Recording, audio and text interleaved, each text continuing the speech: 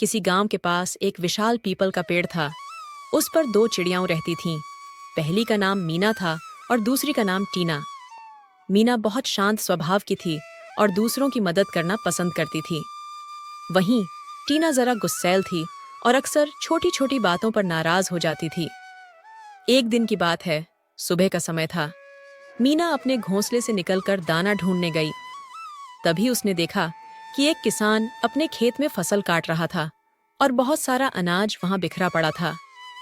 मीना ने सोचा, कितना अच्छा मौका है, मैं यहाँ से अनाज इकट्ठा कर लूंगी और टीना को भी इसके बारे में बताऊंगी।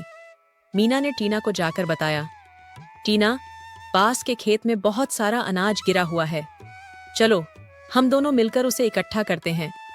लेकिन मीना ने टीना की बात पर कुछ नहीं कहा और अकेले ही खेत में अनाज इकट्ठा करने चली गई।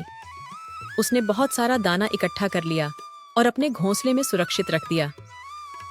दूसरी ओर टीना ने खुद पर भरोसा करते हुए अकेले जाने का फैसला किया। लेकिन जैसे ही वह खेत में पहुंची, उसे एक बड़ी मुसीबत का सामना करना पड़ा। वहां एक बिल्ली छुपी हुई थी जो शिकार की तलाश में थी। जैसे ही टीना ने अनाज उठाना शुरू किया, बिल्ली उसकी ओर झपटी। टीना घबरा गई और मदद के लिए चिल्लाने लगी।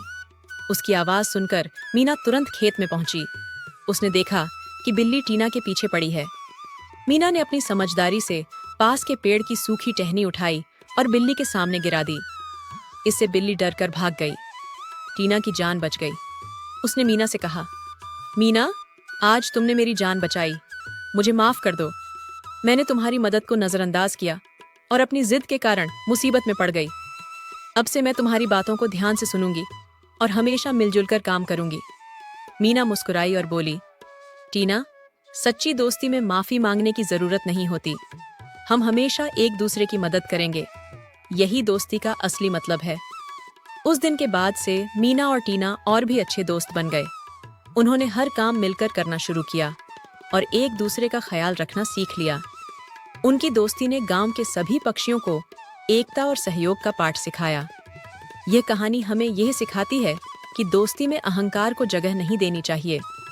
मिलजुल कर काम करने से मुश्किल हालात को भी आसानी से संभाला जा सकता है।